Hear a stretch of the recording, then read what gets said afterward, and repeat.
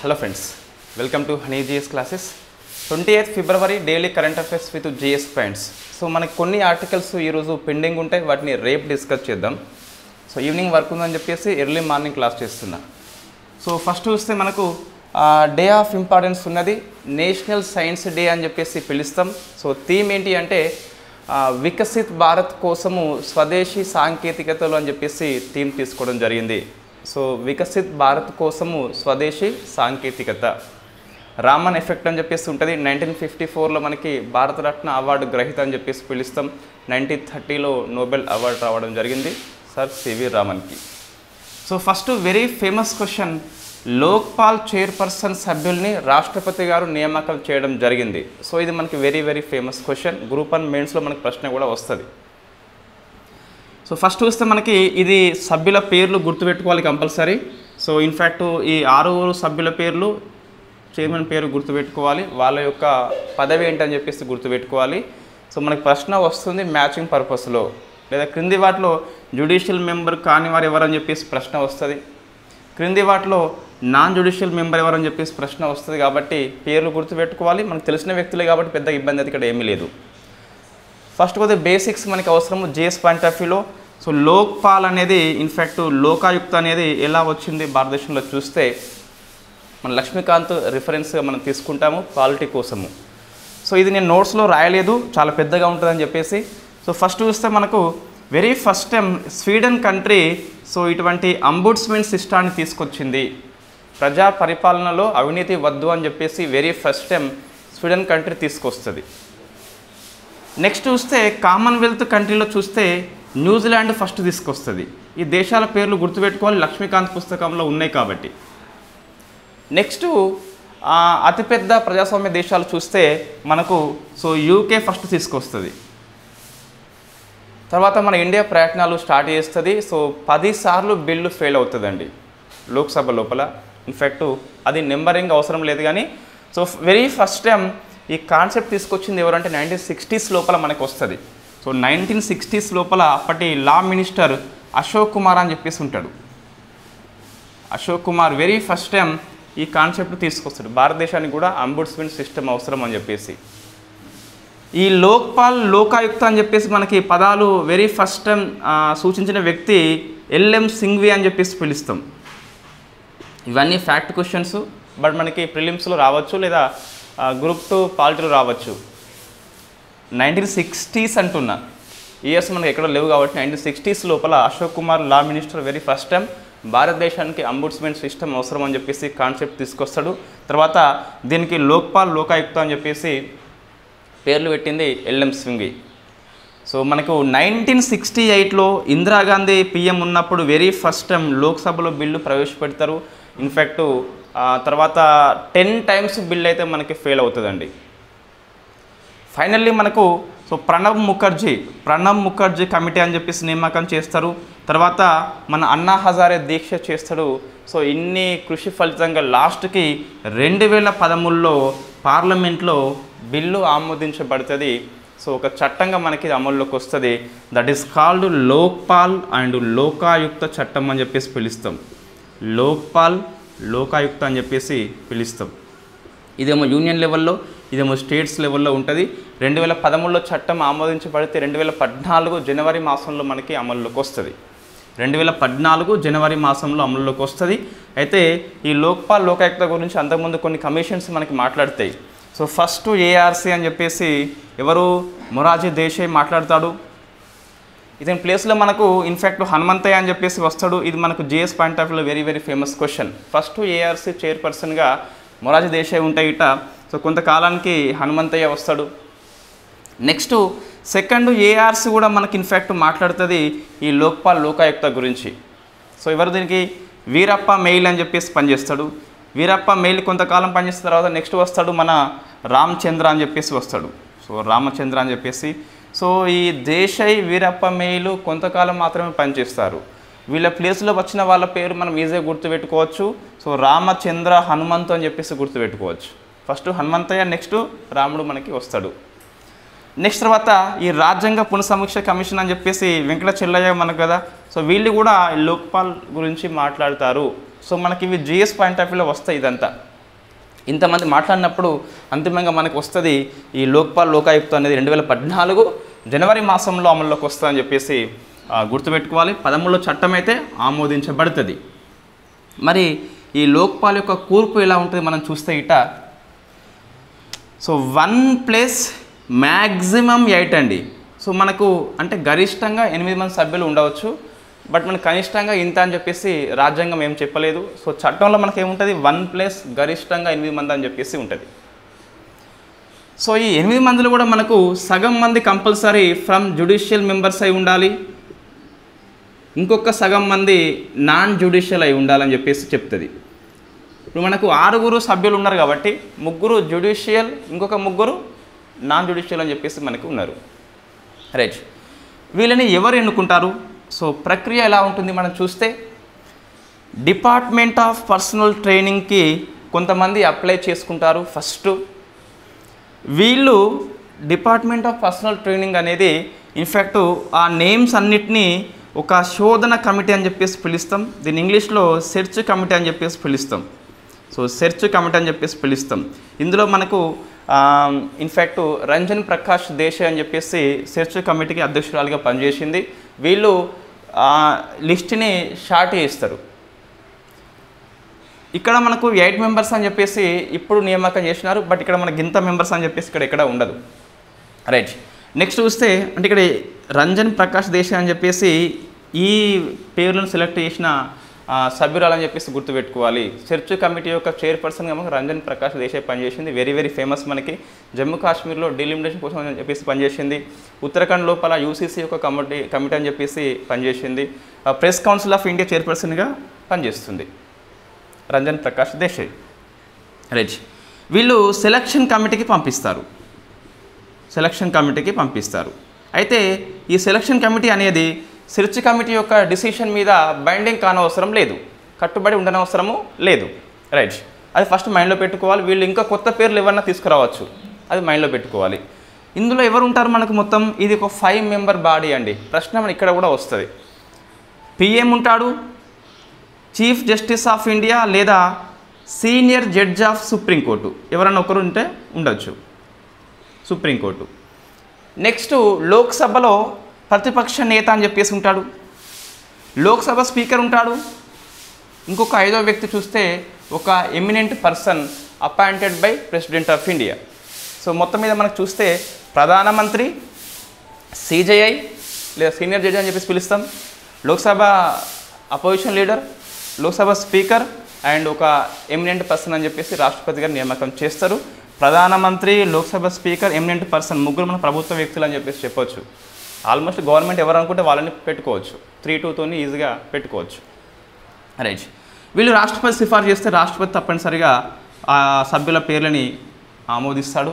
So అట్లా మనకు ఈ పేర్లు రావడం జరిగింది. సో ఫస్ట్ ఎవరు? డిపార్ట్మెంట్ ఆఫ్ పర్సనల్ ట్రైనింగ్కి అందరూ అప్లై చేసుకుంటారు. సెర్చ్ కమిటీ అనేది షార్ట్ లిస్ట్ చేస్తుంది. సెలక్షన్ కమిటీ అంతిమంగా పేర్లను డిసైడ్ చేస్తే రాష్ట్రపతికి పంపితే రాష్ట్రపతి గారు నియామకం చేస్తారు. ఇది సెలక్షన్ ప్రాసెస్ అని చెప్పేసి పిలుస్తాం. So very famous. మనకు సెలక్షన్ ప్యానెల్లో మెంబర్స్ ఎవరని చెప్పేసి ఆ 5 మెంబర్స్ గుర్తుపెట్టుకోవాలి. ఇప్పుడు ఎవరు అప్లై చేసుకోవాలి, వీళ్ళంతా ఎవరు అని చెప్పేసి మనం చూస్తే, చైర్మన్గా అప్లై చేసుకోవాలి అంటే అతను సుప్రీంకోర్టు యొక్క సిజేఐగా పనిచేసి ఉండాలి, లేదా జడ్జిగా అయినా పనిచేసి ఉండాలి. ఇందులో ఏదైనా మనకి ఒకటి పనిచేస్తుంది, లేదా ఇన్ఫ్యాక్ట్ 25 ఇయర్స్ ఎక్స్పీరియన్స్ ఉండాలి కొన్ని వివిధ రంగాల్లో. మనకు ఏమంటున్నా, ఒకటి సుప్రీంకోర్టు చీఫ్ జస్టిస్గా పనిచేసి ఉండాలి, లేదా జడ్జిగా పనిచేసి ఉండాలి, లేదా 25 ఇయర్స్ మినిమం ఎక్స్పీరియన్స్ ఉండాలి డిఫరెంట్ రంగం లోపల. బ్యాంకింగ్ కావచ్చు, ఇన్సూరెన్స్ కావచ్చు, లా కావచ్చు, లేదా ఇంకా పబ్లిక్ అడ్మినిస్ట్రేషన్ కావచ్చు. అటువంటి దాంట్లో మనకు 25 ఇయర్స్ అయితే పనిచేసి ఉండాలి. సో మూడిట్లో ఏదన్నా మనకి సెలెక్ట్ చేసుకోవచ్చు. జనరల్గా మనకి సుప్రీంకోర్టు జడ్జిలను తీసుకుంటారు. ఈసారి చూస్తే మనకు ఏఎం కన్విల్కర్ అని చెప్పేసి వచ్చింది. పేరు కంపల్సరీ గుర్తుపెట్టుకోవాలి, ఏఎం కన్విల్కర్. Very famous. ఇతనిది బాంబే అండి, బాంబే ఇతనిది. ఇతను మధ్యప్రదేశ్ ఫస్ట్ బాంబే హైకోర్టులో జడ్జిగా పనిచేసిండు. నెక్స్ట్ మధ్యప్రదేశ్, హిమాచల్ ప్రదేశ్ యొక్క హైకోర్టులకి సీజేగా పనిచేసిండు. సుప్రీంకోర్టు యొక్క జడ్జిగా పనిచేసిండు. సుప్రీంకోర్టు యొక్క జడ్జిగా, నాట్ చీఫ్ జస్టిస్, గుర్తుపెట్టుకోవాలి. చాలా ఫేమస్ కేసులు ఉంటాయి. అందులో very famous case common cause versus union of India అని చెప్పేసి ఉంటుంది. సో ఆత్మహత్య మనకు అంతకుముందు నేరం అని చెప్పేసి ఉంటుంది కదా.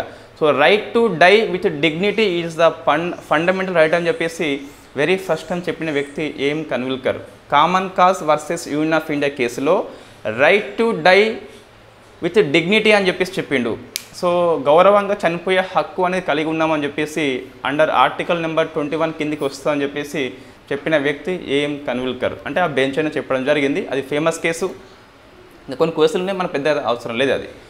ఇంకా చూస్తే మనకి ఇటీవల వార్తల్లో ఉన్న వ్యక్తి అని చెప్పేసి పిలుస్తాం. ఈ స్పోర్ట్స్ అవార్డ్స్, మనకి అర్జున అవార్డ్స్ ఉన్నాయి కదా. సో ఆ స్పోర్ట్స్ అవార్డు యొక్క కమిటీ చైర్పర్సన్ ఏఎం కన్విల్కర్. ఇది మనకు ప్రశ్న వస్తే కూడా రావచ్చు. రైట్, ఇతని గురించి ఇంతకుముందు ఎవరంటే ఇతను రెండో వ్యక్తి అండి. ఇతను లోక్పాల్ యొక్క సెకండ్ చైర్పర్సన్. సో ఫస్ట్ ఎవరు మనకి పినాక చంద్ర ఘోష్ అని చెప్పేసి 2019 నుంచి 22 వరకు పనిచేస్తాడు. లోక్పాల్ ఏర్పడిన 2014 నుంచి అమల్లోకి వస్తే 19లో నియామకం చేస్తాం మనం. ఎందుకంటే గవర్నమెంట్కి ఇష్టం ఉండదు ఇటువంటి అంబుడ్స్మెంట్ సిస్టమ్ పట్ల. ఎవరికైనా ప్రజెంట్ పనిచేస్తున్న ప్రభుత్వం కాదు, ఏ ప్రభుత్వానికైనా ఇన్ఫ్యాక్ట్ అవినీతి విచారణ చేస్తే ఇబ్బంది కాబట్టి సో జనరల్గా 19లో చేస్తారు. 22 అయిపోయిందిగా, 24లో మళ్ళీ వచ్చిండు ఏఎం కన్విల్కర్. మధ్యలో 2 years గ్యాప్ ఉంది కదా. ఇక్కడ ప్రమోద్ కుమార్ మెహంతి అని చెప్పేసి మనకు సో తాత్కాలిక చైర్పర్సన్గా పనిచేస్తాడు. సో మనకు ఇన్ఫ్యాక్ట్ ఇదంతా ఈ ఫస్ట్ వాళ్ళు అవసరం అంటే ఈ రెండో వ్యక్తే కాబట్టి ఫస్ట్ వ్యక్తి మనకు వస్తే రావచ్చు. సో పీసీ ఘోష్ అని చెప్పేసి, పినాక చంద్ర ఘోష్ అని చెప్పేసి పిలుస్తాం. ఈ ప్రమోద్ మెహంతి అనే వ్యక్తి తాత్కాలిక చైర్పర్సన్గా పనిచేస్తారు తప్పించి రెండో వ్యక్తి కాదని చెప్పేసి పిలుస్తాం. రైట్, ఇవి అర్హతలు అండి. ఈ సభ్యులలో మనకు 1+8 అన్నాం కదా. ఈ 8 వచ్చేసి మ్యాక్సిమము, సో మినిమం ఎంతైనా ఉండొచ్చు. ఎంతమంది ఉన్నా కూడా సగం మంది కంపల్సరీ జ్యుడిషియల్ అయి ఉండాలి. అందులో వీళ్ళ అర్హత ఏంటి మనకు, వీళ్ళు కంపల్సరీ ఇన్ఫ్యాక్ట్ సుప్రీంకోర్టు జడ్జి అయ్యి వాళ్ళు ఉండొచ్చు, లేదా హైకోర్టు చీఫ్ జస్టిస్ అయ్యా పనిచేసి అయినా ఉండొచ్చు. వీళ్ళు ముగ్గురు మనకు హైకోర్టు యొక్క చీఫ్ జస్టిస్గా పనిచేసిన వ్యక్తి అని చెప్పేసి పిలుస్తాం. సో రితిరాజ్ అవస్థి అని చెప్పేసి ఉన్నాడు, కర్ణాటక హైకోర్టు సీజేగా పనిచేసిండు, లా కమిషన్ ఆఫ్ ఇండియా చైర్పర్సన్గా ప్రజెంట్ పనిచేస్తున్నాడు. సంజయ్ యాదవ్ అని చెప్పేసి పిలుస్తాం, అలహాబాద్ హైకోర్టు సీజేగా పనిచేసిండు. లింగప్ప అని చెప్పేసి పిలుస్తాం, హిమాచల్ ప్రదేశ్ హైకోర్టు సీజేగా పనిచేసిండు. మిగతా వాళ్ళు ఎవరు మనకి నాన్ జ్యుడిషియల్ అని చెప్పేసి ఇందులో SC, ST, BC, minority women అని చెప్పేసి ఉంటారు. వీళ్ళకు కూడా ఈ బ్యాంకింగ్, ఇన్సూరెన్స్, లా దాంట్లో 25 years ఎక్స్పీరియన్స్ ఉండాలని చెప్పేసి చెప్తుంది. ఈ చైర్మన్కి ఎటువంటి అర్హతలు కలిగి ఉన్నారో సేమ్ అర్హతలు ఇక్కడ ఉంటాయి మనకు. 25 years ఎక్స్పీరియన్స్ అనేది వివిధ రంగాల్లో, బ్యాంకింగ్, బీమా రంగాల్లో ఉండాలని చెప్పేసి చెప్తాం. ఎవరు ఫస్ట్ సుశీల్ చంద్ర అని చెప్పేసి మనకి ఎన్నికల సంఘం యొక్క కమిషనర్గా ఇతను పనిచేస్తాడు. అజయ్ టిర్కీ అని చెప్పేసి ఐఏఎస్ ఆఫీసర్ మాజీ. నెక్స్ట్ పంకజ్ కుమార్ అని చెప్పేసి మనకు ఉన్నాడు. సో ఇవి 6 పేర్లు గుర్తుపెట్టుకోవాలి. ఇందులో మనకు వీళ్ళిద్దరు తెలుసు. ఇన్ఫ్యాక్ట్ ఇది కొత్త కాబట్టి కొంచెం ఇది ఫోకస్ చేయండి. తర్వాత ఇన్ఫ్యాక్ట్ ఇందులో ఈ చంద్ర తెలుసు మనకు ఆల్రెడీ. ఈ 2 పేర్లు బాగా గుర్తుపెట్టుకోవాలి. ఇది లోక్పాల్ గురించి మనకు సంపూర్ణంగా. వీళ్ళ పదవి కాలం చూస్తే 5 ఏళ్ళు ఉండొచ్చు, లేదా 70 ఏళ్ళ విరమణ వయస్సు అని చెప్పేసి పిలుస్తాం.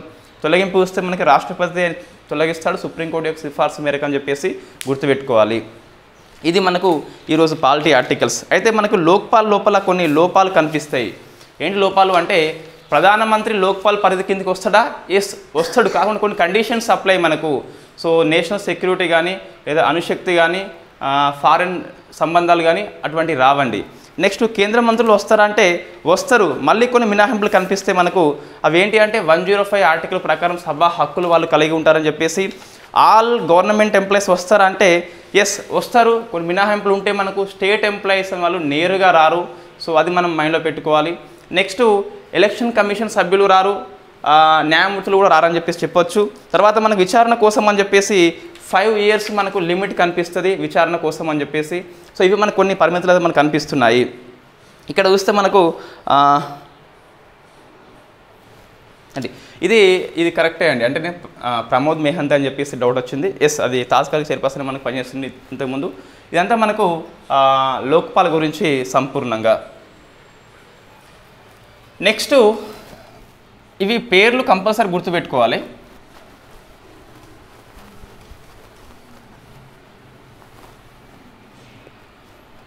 సో నేను ఇది లోక్పాల్ గురించి జిఎస్ పార్ట్ రాయలేదండి, మార్నింగ్ టైంలోకి రాయలేదు. సో మళ్ళీ రాసి పంపిస్తా.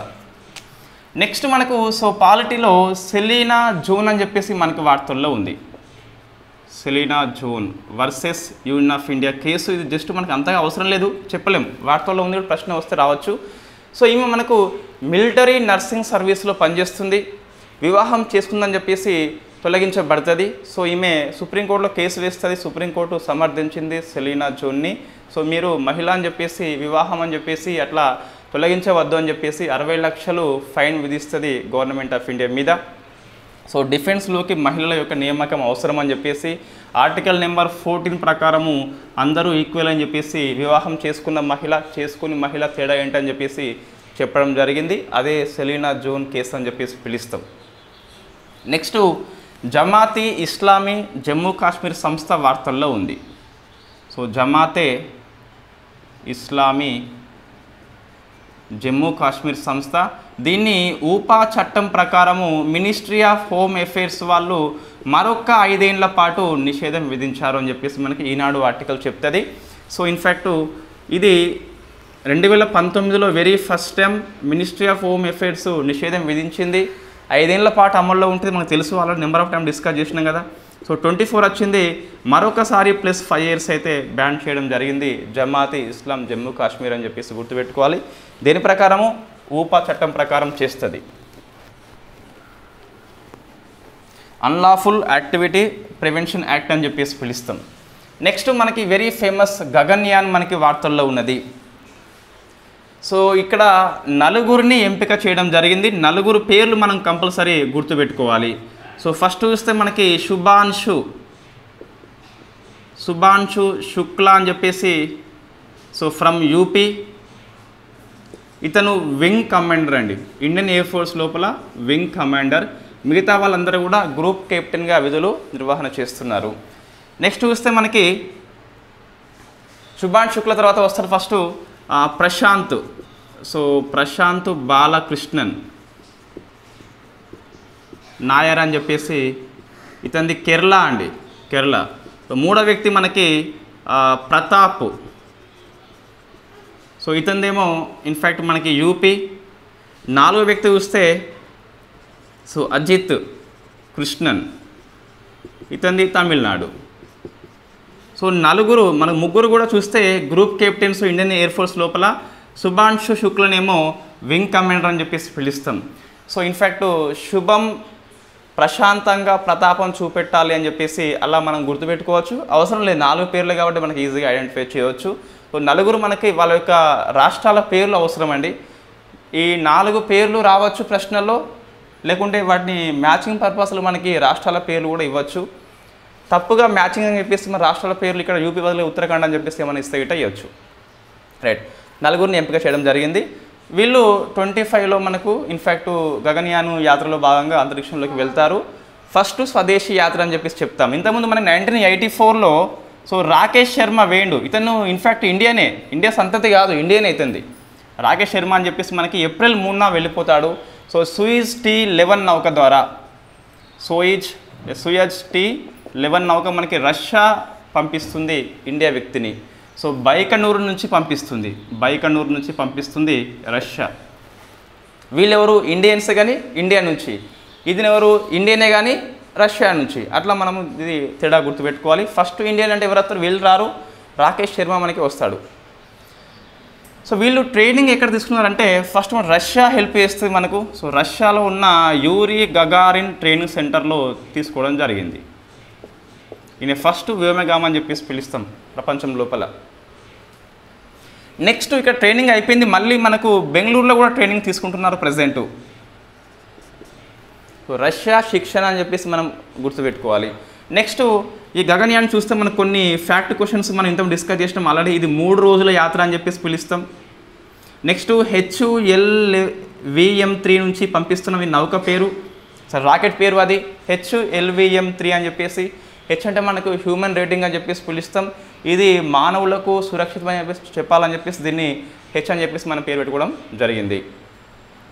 ఇంకా నెక్స్ట్ చూస్తే ఇక్కడ సో ఈ నౌక వచ్చేసి మనకు 3 దశల్లో పనిచేస్తుంది.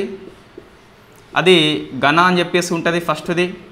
సెకండ్ది ద్రవ అని చెప్పేసి ఈ ఇంజన్ పేరు మనకేంటి వికాస్ అని చెప్పేసి పిలుస్తాం. మూడవది క్రయోజనిక్ అని చెప్పేసి ఉంటుంది, దీని పేరు CE-20 అని చెప్పేసి పిలుస్తాం. వికాస్ ద్రవ సెకండ్ స్టేజ్లో ఉంటుంది, ఇంజన్ పేరు వికాస్ అని చెప్పేసి పిలుస్తాం. థర్డ్లో మనకి ఇన్ఫ్యాక్ట్ CE-20 అని చెప్పేసి ఇంజన్ పేరు మనకి కనిపిస్తుంది. ఇది డిస్కస్ చేసినాం మనము. ఇందులో మనకి మాడ్యూల్ చూస్తే 2 ఉంటాయి. ఒకటేమో క్రూ మాడ్యూల్ అంటే అర్థమైంది అంటే ఇన్ఫ్యాక్ట్ ఇది ఈ నలుగురు ఉండే ప్రదేశము, వ్యోమగాములు ఉండే ప్రదేశం పేరే మనకు క్రూ మాడ్యూల్ అని చెప్పేసి పిలుస్తాం. ఇంకోటి ఎస్కేప్ అని చెప్పేసి ఉంటుంది. ఎస్కేప్ మాడ్యూల్ అంటే వీళ్ళు యాత్ర చేపట్టినప్పుడు ఏమైనా ఇబ్బంది తలెత్తే ఇట్ట అనుకోని విపత్తు వస్తే ఈ ఎస్కేప్ వచ్చేసి ఇది వీళ్ళని కిందికి క్షేమంగా తీసుకొస్తుంది. మన ఇటీవల టెస్ట్ దీన్ని చేసుకోవడం జరిగింది. ఇది మనకు గగనయాన్ గురించి బ్రీఫ్గా. సో 25th దీన్ని ప్రయోగం చేస్తారట మన ఇస్రో యొక్క కథనం ప్రకారం చూస్తే ఇది కనిపిస్తుంది. 4 పేర్లు కంపల్సరీ గుర్తుపెట్టుకోవాలి. వీళ్ళ శిక్షణ ఏంటని చెప్పేసి గుర్తుపెట్టుకోవాలి, సరిపోతుంది. రాకేష్ శర్మ పేరు 1984 ఏప్రిల్ 3 అని చెప్పేసి గుర్తుపెట్టుకోవాలి. ఆల్మోస్ట్ మనకి 40 years అయిపోతుంది. నెక్స్ట్ క్యూడెంగా అని చెప్పేసి ఒక వ్యాక్సిన్ వార్తల్లో ఉంది. సో క్యూడెంగా ఇన్ఫ్యాక్ట్ ఇది జపాన్ సంస్థ తకేడా రూపొందించింది. ఈ తకేడా సంస్థ సాంకేతిక బదిలీని మన హైదరాబాద్లో ఉన్న బయోలాజికల్ ఈ సంస్థకి ఇస్తుంది. బయోలాజికల్ ఈ సంస్థ ఇది ఎక్కడ ఉంది? హైదరాబాద్ అని చెప్పేసి గుర్తుపెట్టుకోవాలి. సో మనకు ఈ క్యూడెంగా అనేది డెంగీ కోసం పనిచేస్తుంది. తకేడా సంస్థ బయోలాజికల్ ఈ సంస్థ 2 కలిపి మన హైదరాబాద్లో తయారు చేస్తాయట. సో ఇది క్యూడెంగా అని చెప్పేసి ఫ్రమ్ డెంగీ అని చెప్పేసి గుర్తుపెట్టుకోవాలి. నెక్స్ట్ ఆపరేషన్ అమృత్ అంటే ఇది ఈ యాంటీబయాటిక్స్ విచ్చలవిడిగా వాడకుండా డాక్టర్ యొక్క అనుమతి తప్పనిసరి అని చెప్పేసి మెడికల్ షాప్స్ ఎటువంటి యాంటీబయాటిక్స్ అమ్మవద్దు అని చెప్పేసి కేరళ ప్రభుత్వం యొక్క పథకము ఆపరేషన్ అమృత్. ఇది లాస్ట్ మంత్ కరెంట్ అఫైర్స్లో వచ్చింది, మళ్ళీ మనకు రావడం జరిగింది. మేరా పెహ్లా ఓట్ దేశ్ కే లియే అని చెప్పేసి గవర్నమెంట్ ఆఫ్ ఇండియా యొక్క ఇనిషియేటివ్, ఎన్నికల సంఘం కాదు. ఈ ప్రశ్న మనకి ఇట్లనే వస్తుంది. మేరా పెహ్లా ఓట్ దేశ్ కే లియే ప్రచారం అనేది సో తొలిసారిగా ఓటు హక్కు వాడుకునే యొక్క యువకుల అవేర్నెస్ కోసం అని చెప్పేసి గవర్నమెంట్ ఆఫ్ ఇండియా యొక్క ఇనిషియేటివ్. ఇది ఎన్నికల సంఘం అయితే కాదు. సో వాళ్ళ అర్థమైంది అంటే మీ ఓటు హక్కుని సక్రమంగా వాడుకోవాలి, దేశం కోసం ధర్మం కోసం వాడుకోవాలని చెప్పేసి గవర్నమెంట్ ఆఫ్ ఇండియా యొక్క ప్రచారము. మాకే ఓటు వేయని చెప్పేది అక్కడ, దేశం కోసం ధర్మం కోసం అని చెప్పేసి వేయమని చెప్తుంది. నెక్స్ట్ షఫికర్ రెహమాన్ అని చెప్పేసి 94 years ఓల్డ్ ఏజ్ ఎంపీ ఇతను చనిపోవడం జరిగింది. సో ప్రజెంటు బతికున్న వాళ్ళలో చూస్తే ఇతనే అత్యంత వృద్ధ ఎంపీ అని చెప్పేసి మనకి ఈనాడు ఆర్టికల్ చెప్తుంది. 94 years ఇతనిది సంబల్ నియోజకవర్గం అని చెప్పేసి ఫ్రమ్ యూపీ అని చెప్పేసి సమాజ్వాద్ పార్టీ అని చెప్పేసి పిలుస్తాం. తెలంగాణ చూస్తే మనకి 500 రూపీస్కి గ్యాస్ సిలిండర్ మనకి స్కీమ్ స్టార్ట్ అయింది కదా. సో చేవెళ్ళ కాకుండా సచివాలయంలో మన సీఎం గారు దీన్ని లాంచ్ చేయడం జరిగింది. సో గృహజ్యోతి కూడా సచివాలయంలో లాంచ్ చేయడం జరిగింది, చేవెళ్ళ కాదని చెప్పేసి చూసుకోవాలి. ఇన్ఫ్యాక్ట్ MLC కోడ్ అమల్లో ఉందని చెప్పేసి చేవెళ్ళ నుంచి సచివాలయానికి మార్పు చేయడం జరిగింది. సో ఫస్ట్ గ్రహీత ఎవరని చెప్పేసి మనం చూస్తే అయితే నాకు ఇన్ఫ్యాక్ట్ పేపర్ మనకి ఆఫ్లైన్ పేపర్ రాలేదు. అయితే మనం ఆన్లైన్లో ఈ పేపర్ చూసినాం కదా ఈనాడులో, అక్కడ ఇమేజ్ సరిగ్గా కనిపిస్తలేదు. ఆ పేరు మనకి బొంగు రోషమ్మ అని చెప్పేసి కనిపిస్తుంది. ఒకసారి పేరు చెక్ చేయండి. సో బొంగు రోషమ్మ అని చెప్పేసి మనకు ఇట్లా పట్టుకున్నది కదా 500 రూపీస్ ఆ సిలిండరు బొమ్మ అని చెప్పేసి చూస్తే బొంగు రోషమ్మ అని చెప్పేసి మనకు కనిపిస్తుంది గ్రహీత మీద. ఒకసారి దాన్ని చెక్ చేయండి అదా కాదా అని చెప్పేసి. రైట్. సో బొంగు రోషమ్మ అని చెప్పేసి ఫస్ట్ గ్రహీత అని చెప్పేసి పిలుస్తాం. మనము దీని యొక్క రూల్స్ మనం అలా డిస్కస్ చేసినామండి. సో కాబట్టి మళ్ళీ అవసరం లేదు. ఇది ఈరోజు current affairs. Thank you very much.